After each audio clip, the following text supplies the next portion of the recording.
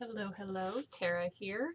The Bridge to Belle Island, Chapter 7. Here we go. On his way back over the bridge a short while later, Benjamin saw Miss Wilder walk out of the house with a large basket in her arms. He met her at the bottom of the veranda steps. Miss Wilder, I have a few questions for you, if I may.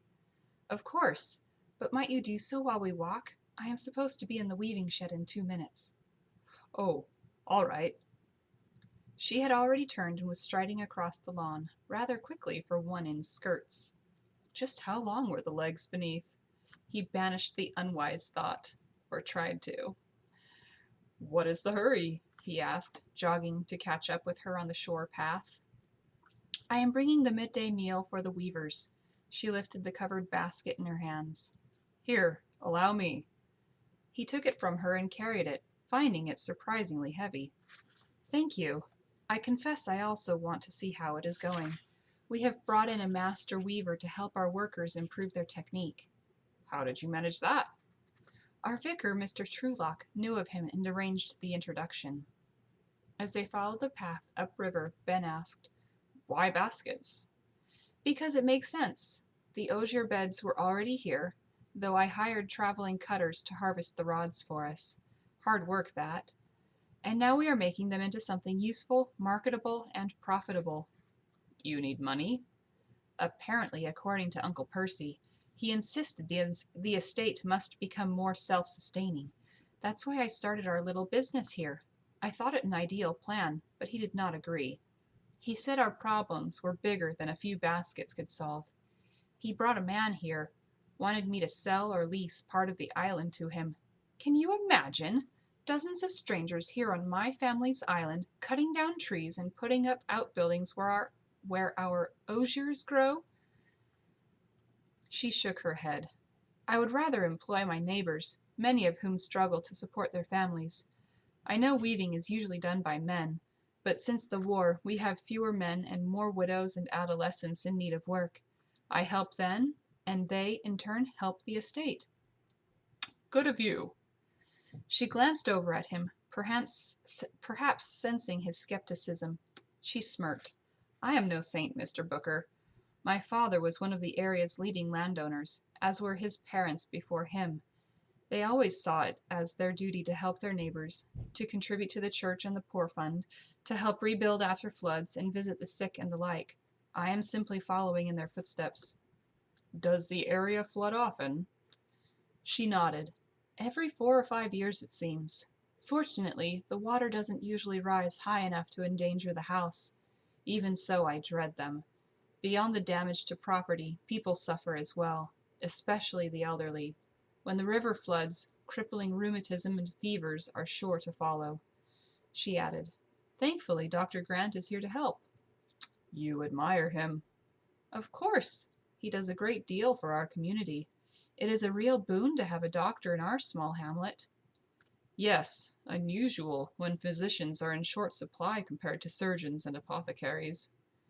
I agree. I never thought he would practice here so long, but I am grateful. Benjamin studied her profile, wondering if gratitude was all she felt for Dr. Grant, or if the hope of romance was what kept the man here in relative obscurity. For an attractive, genteel woman like Isabel Wilder, a man would be willing to sacrifice a great deal career-wise. Again he inwardly chastised himself. Stop it, Booker. Have you learned nothing? He forced his gaze away from her to his surroundings instead. He saw many trees, immense weeping willows among them, their long manes of fine green branches swaying to the ground. Squirrels scampered beneath them, and the air was filled with bird song. The path curved, and she pointed out a copse of cut-back stumps.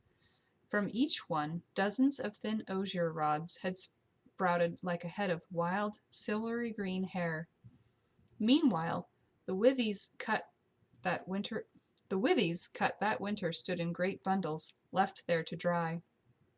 She explained, The new growth should reach 7 or 8 feet before summer is over. Some growers coppice their willows almost to the ground, but our sheep like to eat the shoots, so this method keeps them out of reach, although our groundsman harvests some for winter feed.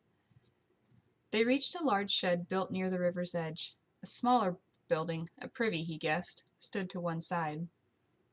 We originally had only a few acres of basket willows or osiers, but I have devoted more land at the far end of the island. She gestured beyond the shed. In fact, I had 10 loads of manure delivered recently. When the wind blows from the north, you can still smell it. He looked at her, shaking his head in amusement. Of all the topics I anticipated discussing with the lady of the island, manure was not one of them. She chuckled, and her cheeks turned pink, or perhaps it was a play of the sunlight on her smooth, lovely skin. He cleared his throat. What kind of baskets do you make here? Common bushel baskets for farmers and fruiterers, and large hampers like this one. But we want to expand our offerings, include some baskets made of osiers peeled white, which bakers use to carry bread, and flat, broad clothes baskets. Perhaps later, eel traps, lobster baskets, and salmon traps. Ambitious, Benjamin allowed, impressed in spite of himself. They approached the shed, which was 2 steps up from the ground on low pilings. Through the open double doors he saw perhaps 10 people, women, adolescents, and a few older men sitting on stools or rugs on the ground, the spidery starts of baskets in their hands, long willow spokes projecting from a center base. Before them stood a man in his mid to late 30s, broad-shouldered and simply dressed in a dark coat and trousers. He had a head of shaggy brown curls in need of cutting, and a pair of colored spectacles screening his eyes. He demonstrated the proper technique for a sturdy bass, instructing in a low baritone voice. "That is Mr. Christie," Miss Wilder said quietly, "the master weaver." "He is younger than I'd imagine a master to be. Is he blind?" "Mm-hmm. Mr. Trulock tells me he contracted ophthalmia while working as a sailor in the West Indies." "He can teach, though he cannot see?" She nodded. "Apparently he taught for several years at the Liverpool School for the Indigent Blind before coming here." She gestured for Benjamin to set her hamper on a side table, then picked up one of the baskets from a nearby stack. "Here is one of his baskets. Intricate, is it not?" He studied the pleasing pattern, created with different colors of willow. "Yes, and surprisingly symmetrical." They watched the lesson for a few minutes, and then Miss Wilder quietly began laying out the contents of her hamper, a heaping pile of buns, butter, sliced meat and cheese, and several urns of milk and tea. "We serve breakfast and midday luncheon, and then send home larger dinners the workers can share with their families." "Good night! Your Mrs. Philpotts must be the saint." "I won't argue with that. Lottie and I help. We all do." She glanced up at him as she worked. "Perhaps you think I ought to weave as well, but the truth is I'm all thumbs. My talents are put to better use in ordering supplies, corresponding with potential customers, paying wages and bills, and helping to keep our workers well fed." "And ordering manure." She grinned. "Exactly." The foreman, Mr. Linton, announced a short respite, and the weavers sighed with relief, rising and stretching aching limbs. "It will get easier, I promise," Mr. Christie called after them. A youth bounded over to the table, an eager smile on his face and a book under his arm. Miss Wilder smiled back. "Goodness, Joe, you seem to grow every time I see you. You are nearly as tall as I am." It's on account of the good food you feed us, Mum says." "I am glad to hear it." She handed him a sandwich and cup of milk. He thanked her and moved off. Curious, Ben followed him. Joe sat on a bench that overlooked a picturesque stream, but he clearly had eyes only for his book. Ben sat beside him and asked what he was reading. Swallowing a bite, the lad replied, "It's an adventure story called The Notorious Highwayman." "The hero is a highwayman?" Benjamin asked in surprise. Joe nodded. "I know it's wrong to steal, but he's such an amusing fellow, it's hard not to like him." "Well, it's good to see a young man reading. I always had a book in hand at your age." The boy nodded, took a hearty bite, and turned the page. Benjamin returned to the shed. There Miss Wilder greeted two of the women as they stretched their necks and flexed stiff fingers. "Good afternoon, Mrs. Wingfield, Jenny." The older woman waved and continued to the privy, but the younger woman, large with child, came over to the table for a cup of tea and lingered to talk. He thought of Mr. Hardy's daughter Cordelia, tried to imagine her in a similar state, carrying her husband's child. He had once thought he might have that role in her life, but it was not to be. Miss Wilder asked the young woman, "How are you feeling, Jenny?" The expectant mother shrugged, her expression stoic. "This babe is restless and keeping me up nights, truth be told, but I'm glad for every little sign that he or she is alive and well." Miss Wilder nodded. "Have you decided on names yet?" "Louis or Louisa, named for my poor husband, God rest his soul." Surprise flared through Benjamin. She was so young to be a widow. Another woman in middle age went through the line. Isabel asked her, "How is Mr. Jones today?" "Low indeed, miss, but where there's life, there's hope, aye?" Miss Wilder opened her mouth, and Benjamin expected her to say something comforting, to offer to pray for the ailing Mr. Jones, whoever he was, but she hesitated. Instead, she squeezed the woman's hand and said, "I shall remind Mr. Truelock to pray for him." The woman nodded. "Oh, yes, he has been good about remembering us and visiting, and Miss Truelock often brings a loaf or pie." "I am glad to hear it. Arminda and her father are both so kind-hearted." "Yes." The woman grinned and gave Miss Wilder a saucy wink. "And you ain't too bad yourself." Benjamin secretly agreed. When the brief meal was over, Miss Wilder packed up her hamper and turned to him. "Would you like to see the rest of the island while we are out here?" "Yes, if you have the time to show me." "It won't take long, and it's such a beautiful day." Benjamin again carried the covered basket, far lighter now. He looked around and heavenward. It was indeed a beautiful, sunny day. The blue skies were webbed with wispy white clouds stirred by a gentle breeze. They walked a little farther on the shore path, leaving the weaving shed behind them. Here, several paths diverged from the main one, cutting across the island's wooded interior. Miss Wilder directed their steps onto one of these, its cobbles grouted in moss. "The island isn't terribly wide, but it's long. This end is given over to the osier beds, weaving shed, and tenant cottages. At the other end are the house, stables, and boathouse. Here in the middle is mostly woodland. Many birds and small animals take refuge here." "As do you." She looked over at him and for a moment held his gaze. "Yes, I suppose I do." They continued across the island, Benjamin recognizing cedar, chestnut, and Scots pine among the willows, the trees filtering the sunlight and dappling the bright green grass with patches of shade. The air smelled of tangy pine and daffodils.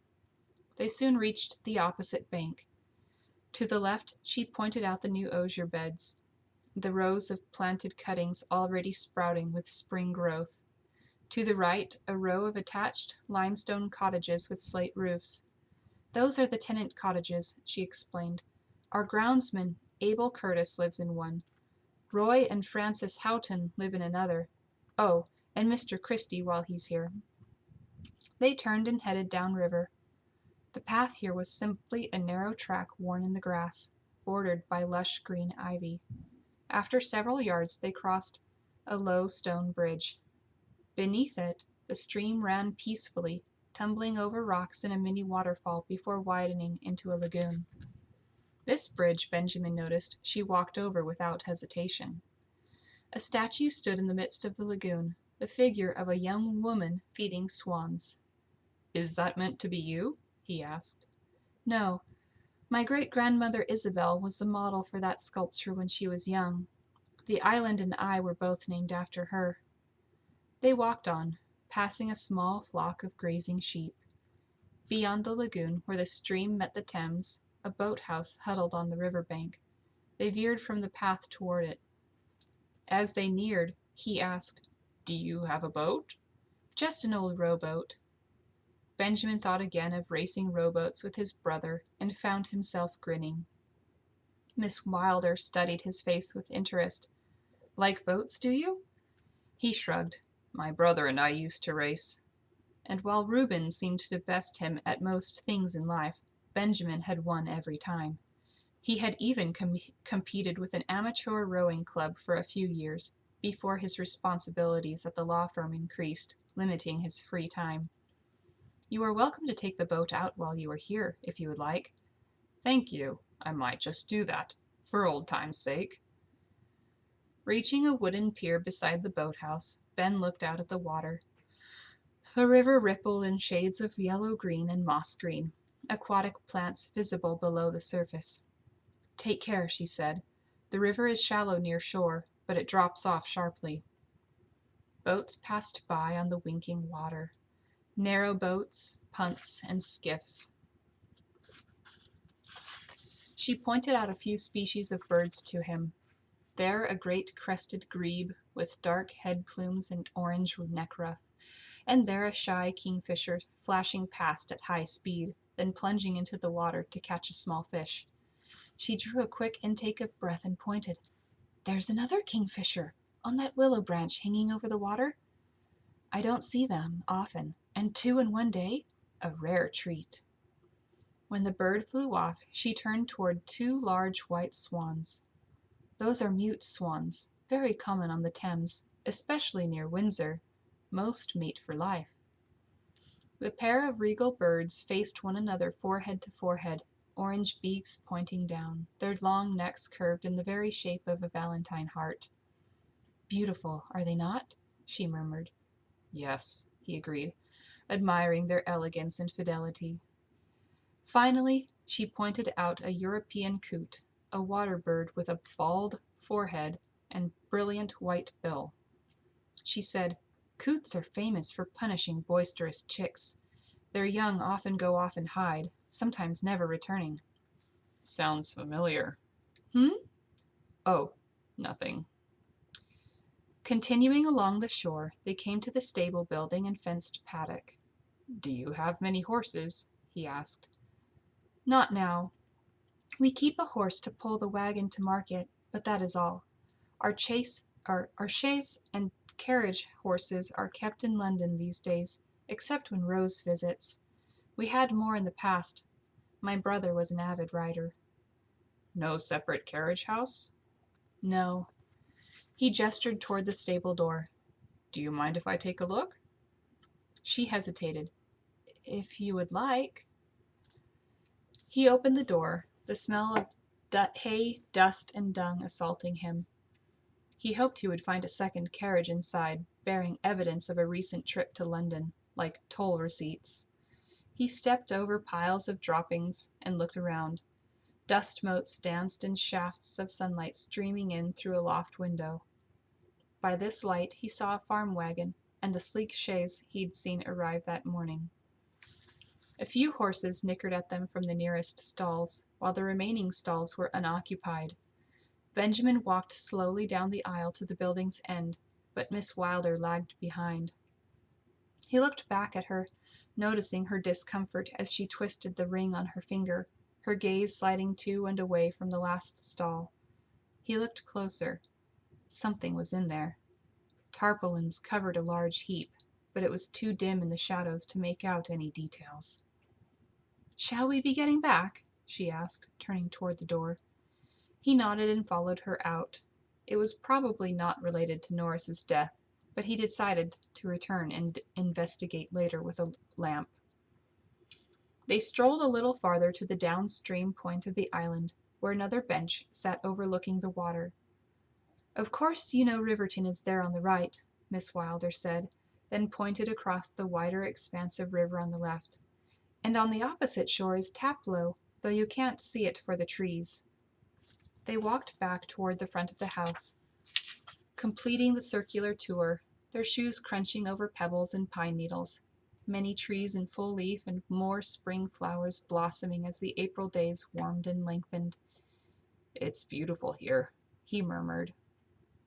Miss Wilder smiled softly. Thank you. I think so too.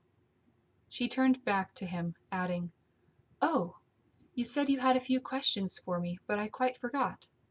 He grinned a bit sheepishly. I did too.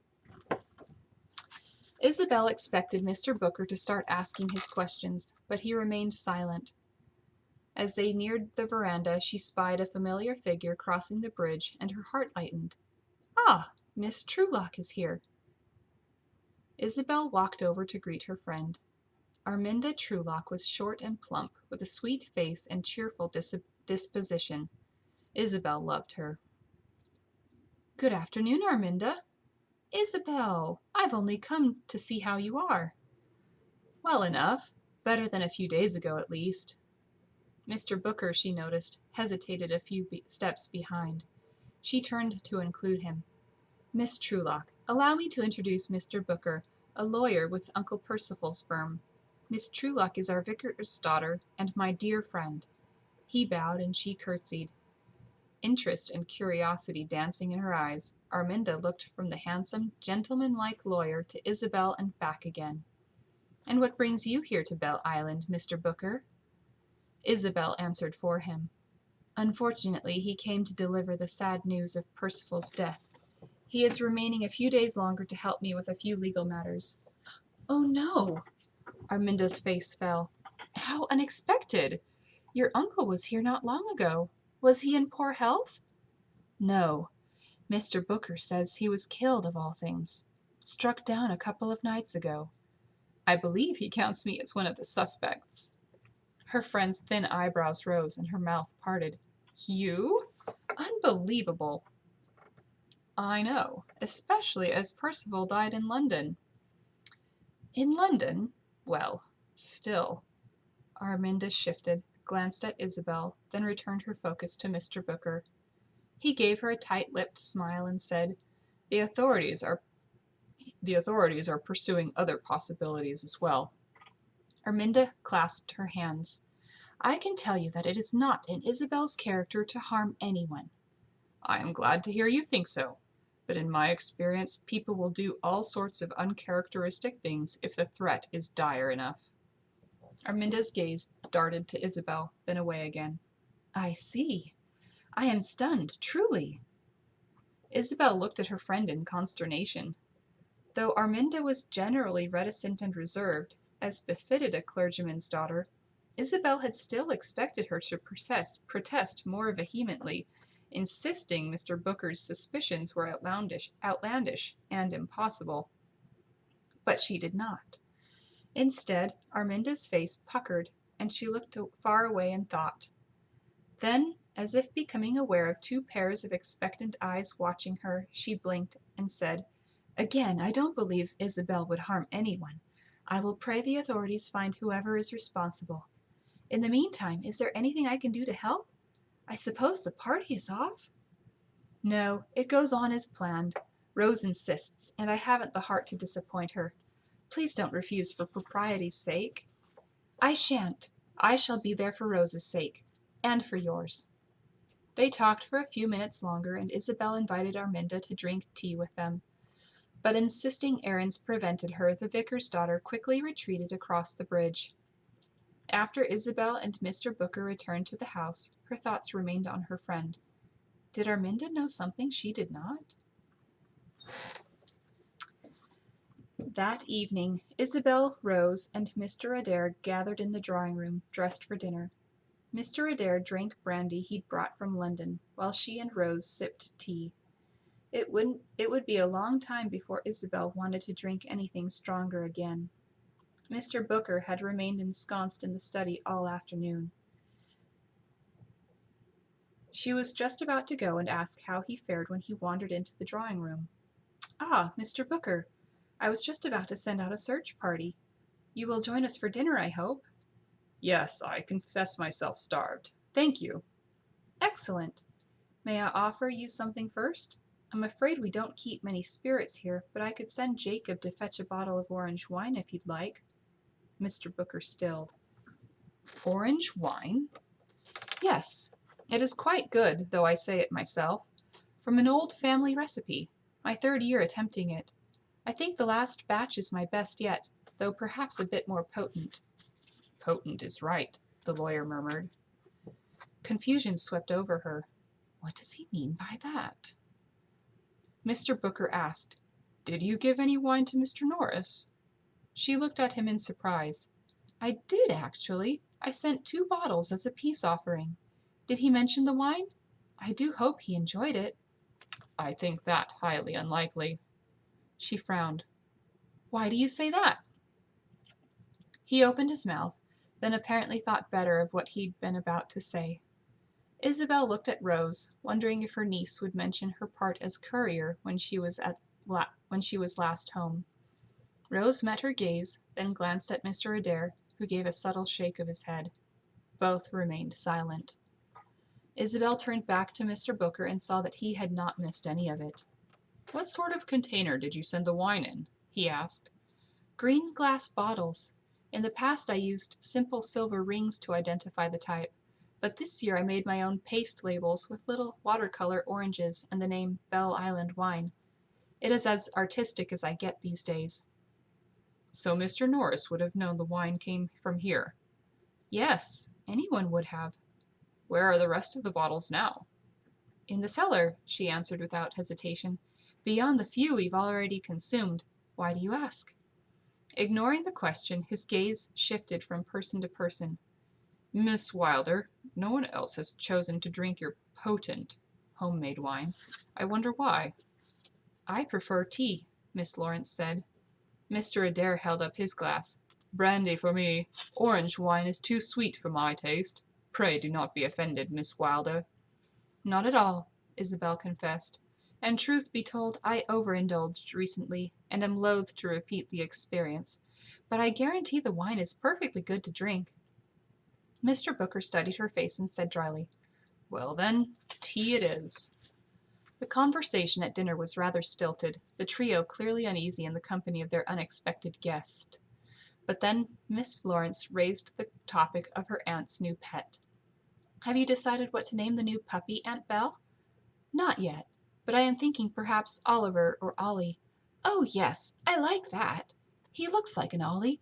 But is poor Hamish jealous?" "Actually, I think he is relieved to be left alone to sleep to his heart's content. Until the puppy decides to nip his tail, that is." "Speaking of sleep, where does the puppy bed down at night?" Rose asked. "With you?" "Goodness, no. My father would never have allowed a dog in one of the bedchambers. He will sleep in the laundry room until he is old enough and well trained enough to have free rein of the house." "Poor thing! He is probably scared down there all alone with the mangle. I know I would be." Miss Wilder gave her a fond smile. "That is because you have always been tender-hearted where animals are concerned. But a firm hand is the only way to raise a well-behaved dog." "I am sure you are right." Rose turned to Benjamin. "Had you a dog growing up, Mr. Booker?" "Me? No. Too difficult to keep a dog in London." "Yes, I can see that." The conversation became stilted once more. Benjamin excused himself from coffee and dessert and returned to the study to let the others enjoy the remainder of their meal in peace. Later that night, Benjamin lay in bed reading his book, Gulliver's Travels. He paused mid-page and looked up. What had he heard? Footsteps outside his bedchamber? Probably just a servant. He continued reading. Eventually he set aside the novel and blew out his candle. He pulled up the bedclothes and closed his eyes. A door creaked somewhere nearby, and he abruptly opened them. He felt wide awake and restless, every sound in the house an alarm bell. Probably because he'd slept so much the day before, obeying the doctor's orders to rest. Giving up, he climbed from bed, tied a dressing gown round himself, and slid his feet into shoes. He thought he would try to find a glass of milk or something more to eat from the kitchen. That would help him sleep. He relit his candle by dipping a long matchstick into the fire, then opened his bedchamber door and listened. Silence. He walked quietly along the corridor and down the stairs, his candle casting ghoulish shadows on the portraits of wilder ancestors on the walls. Reaching the ground floor, he turned in the direction he had seen the servants coming and going, and made his way below stairs. He paused at the bottom of the basement stairs. Was that a voice?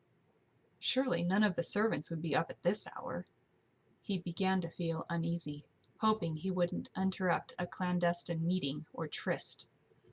Then he heard a strange, high-pitched whine, and a shiver ran over him. Someone was in distress. His heart began to beat a little faster. Concerned, he followed the sound to a door left slightly ajar. Weak light leaped from it into the passage. "Shh," someone inside said. "Hush, you're all right.